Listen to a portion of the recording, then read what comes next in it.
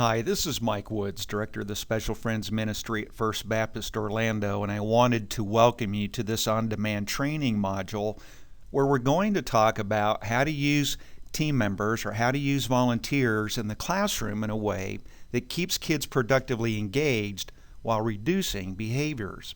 And the concept that I want to talk about is a concept called the zone defense. The term zone defense is actually borrowed from basketball, and it is in contrast to a one-on-one defense.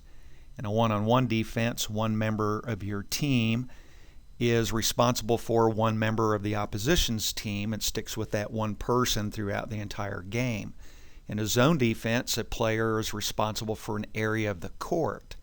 And there's been a lot of nice research done out of Vanderbilt University on the application of a zone defense concept in a special education classroom, and we used it quite successfully. When I was an autism and inclusion specialist in a school district in St. Louis, we adapted the zone defense concept from Vanderbilt in our classroom, and it works quite effectively, especially when you tend to have more kids than you do adults.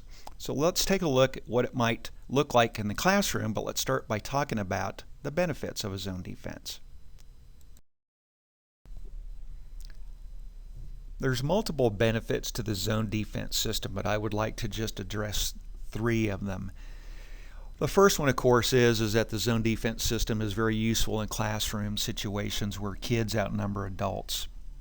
In that kind of situation, if you try to go one-on-one with kids, what happens is that some kids are left unattended.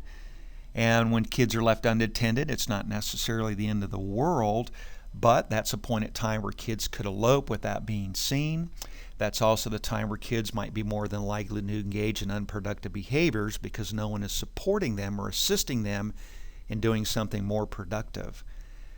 Another benefit of the zone defense is that it limits non-engagement during activities. Well, why is that?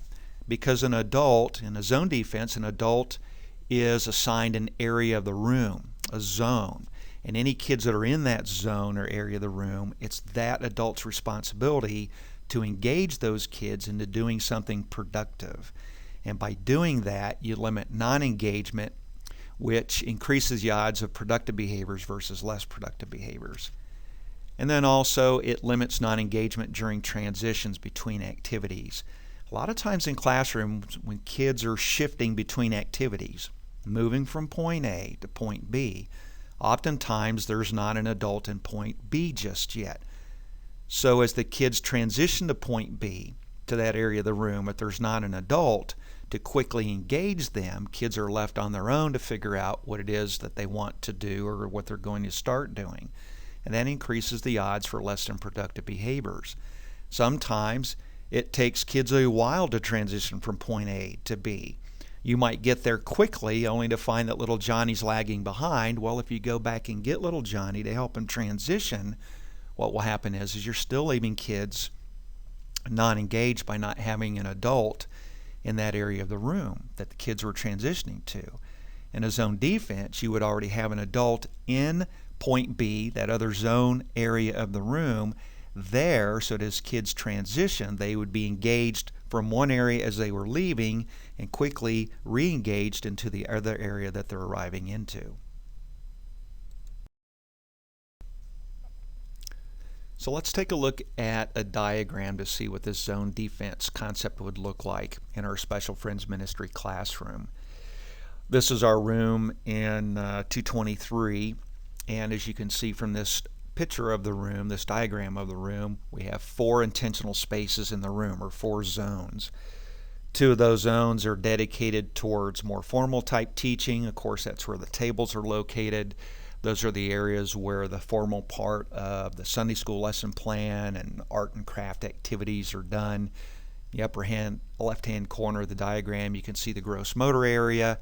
Upper right-hand corner of the room is the pretend play area.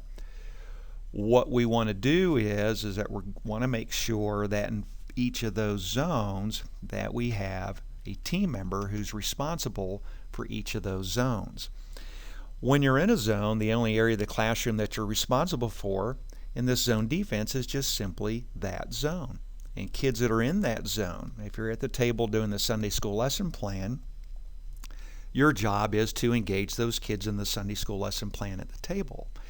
If you're in the gross motor area, then what you're supposed to do is to engage the kids that are in the gross motor area with the jungle gym or tossing or kicking a ball back and forth. In the pretend play area, of course, if that's your zone, you're going to engage kids and keeping them constructively busy with the Thomas the Tank train sets or the Legos, but engaged in the pretend play type activities that you can do there.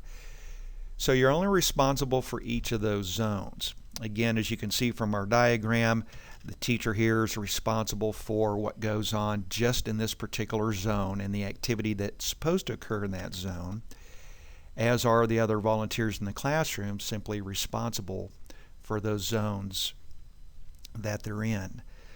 What if you don't have a student in your zone? Well, that's easy. If there's no one in your zone, what that person can be utilized for, that volunteer can be utilized for, is to go assist in another zone if that's what's needed. On days where you have fewer volunteers, then what you might want to do is just simply close one of your zones and just not make it accessible for the day. It's very important that whatever number of zones that you have an equal number of adults for those zones. We've had days where we've only had 2 volunteers in one particular classroom, where we've had to close down several zones and only keep 2 open. Why? Because we want to make sure that we're engaging kids that are in a zone, and we have to have the number of zones that are equivalent to the number of team members or volunteers that we have. So in a classroom, you can have multiple zones. You can either open more or close more down based on the number of volunteers that you have for that particular day. And in a nutshell, that is the zone defense concept.